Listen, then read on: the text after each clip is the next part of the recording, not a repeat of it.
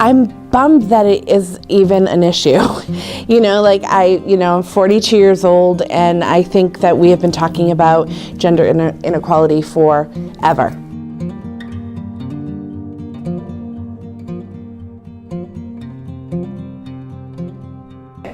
Hi, my name is Grace. I am non-binary. My name is Madison Young and senior at Danville High School. Hi, my name is Bradley Smith. I'm 18 years old and go to Danville High School. I'm David Schilling. I'm the principal here at Danville School. Mark Ducharme. I'm a teacher here at People's Academy. My name is Moira Donovan, and I'm a high school English teacher. My name's Amy Richard, and I am a social studies teacher. When I came to Danville, it was clear really immediately that this was a strong community. Everybody knows each other, it's a small town, but at the same time it's not tiny. We're kind of either a big small school or a small big school. And that comes, there are two sides to that. One is that small close-knit community builds character and builds a strong school. The other is that sometimes our traditions, our customs become ingrained in our culture, and sometimes we don't quite see the outside perspective on how we are. It's tough because I think I wouldn't be as aware of inequality. Sometimes I think that we have to be aware of what is unequal to make it equal. So I guess, it's different because I don't feel personally affected by issues of inequality. So in some ways, not having it, I think, has made me be more aware of what I have to do to change it. There was a lot of stereotypes. I grew up, it was almost like an in-between generation. We weren't in this generation that was very closed-minded, but they also weren't very open-minded. I grew up in Newport, Orleans area. It was very small, and there wasn't a lot of, its diversity. It wasn't very diverse, and it seemed like people had one opinion about gender, and people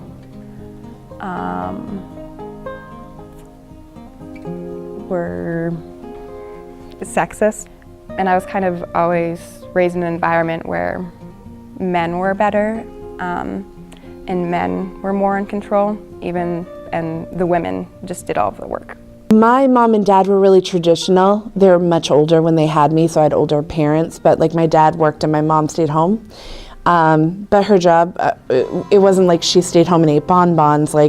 She gardened and made it so basically we were self-sufficient at my home. I had a really strong mom, and she was really handy in ways that I could never be. But I think that they made me strong because I got enough of their stubbornness and enough of their intelligence that even though I didn't agree with them always on political issues, I still had, I came out on the other end stronger because of it. Do you consider yourself a feminist? I consider myself a humanist, so possibly, implicit in that is that, you want to advocate for rights for everyone. Well, I hope you're not looking for a set definition. I would look at it as, I guess, well, for me, it's to identify my own gender. I'm not sure it's anything I really thought about. I think from the get-go, as soon as I was self-aware, I saw myself as a boy and male, and never really thought about it. But today it seems to be more of an understanding of how I see myself up here, how I am biologically formatted, and then how I act outside. So it's sort of a combination of three. That has not changed for me since I even thought about those things. But I know that in working with students and working with friends and other adults, or having a social life, it seems to be a combination of those three. How did gender inequality affect your childhood? It felt weird to me, being stuck in this kind of box that society made for me. You know, as soon as I was born, you know, I was called a girl. You know, that's who I was, and I wore girl clothes, and I had female pronouns, and it was very like, you know, almost suffocating, because everybody was telling me that this was who I was and that I couldn't change that.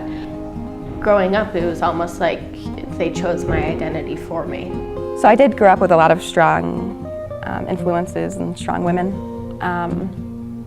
But in terms of men, I didn't really have a good role model or influence. My dad is a good guy, and he was present, but he just didn't seem like he cared as much. It started to change when I entered high school.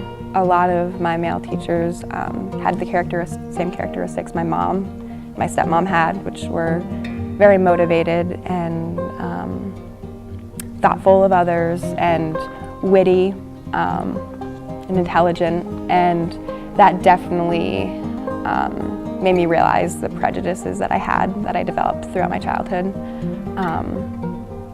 And I'm glad that I entered high school and was able to meet men who were good role models.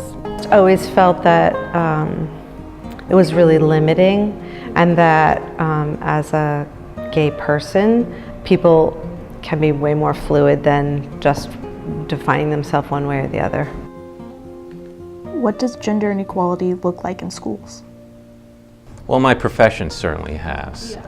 It's given me an opportunity to see it firsthand, to see what I think, and I'm just making some assumptions, I might be wrong, but at times smart girls dumbing themselves down a little bit because it's intimidating for boys to at least I've seen that at times, or to have a package of history that there's nothing in there for people. So I try to do that now based on ethnicity as well as gender. I got to make sure there's something in there for everyone. I think that's why teaching has been a really great career for me, and especially being with teenagers.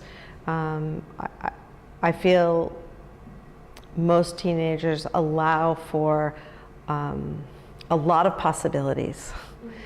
They envision a big world ahead of them, and within that, lots of different places to explore. And that's been a really good place for me to be, and always a good reminder of thinking about all these really big issues with so many different avenues. Oh, I think that times have changed a lot. Like, I think you're really lucky to be coming of age in this time period, because you guys are going to make a change, and the world's ready for it. And when we tried to make changes, we tried. But in the 90s and the early thousands, I think that I can remember being at a Red Sox game and someone was complaining about a baseball player from the other team saying how bad they were. And I turned around and gave like a statistic of how they weren't really bad and they were a classy player. And the guy asked me what man told me those statistics. Like, that was his response to me. How can we change the discussion about gender inequality? My job as an educator is to raise strong citizens. And to me, gender equality absolutely matters in how we are as citizens of this world and of this country. And so it starts here, it starts at school, and we have to keep an eye on it. As a school administrator, as a teacher, you notice it pretty much, it's at a dull roar or a low buzz in a lot of places. We see who is featured in our textbooks, who is featured in our history stories, and it does not seem to be an equal representation. It seems that women many times are recognized for being women. It's Women's History Month, or it's notable women in science instead of just notable scientists. And so I think that's really clear to this day in our schools. Just educating the students on what it is. I mean, if you see an individual that's picking on somebody because they're a woman or a male or transgender or whatever, I mean, just educating them. There are many people in this world that are extremely ignorant to those topics, and we need to inform them, educate them on life. I want to see more women as CEOs. I want my daughter to be a CEO of a company, or to never have to deal with telling a man that they need to not speak for her. Or I know she's not there yet. Probably maybe her kids will be, which is really sad. But like, I think that she is much more likely to become what she wants to be without being downtrodden than I was. I wish we could see what the world was like if there was equality, and what people would be like if they did have all of the information they needed, or they were just aware. Parents and teachers can take the time to listen and to understand, then we would solve so many issues, you know, because ignorance can't be fixed with ignorance. It can only be fixed with education and acceptance.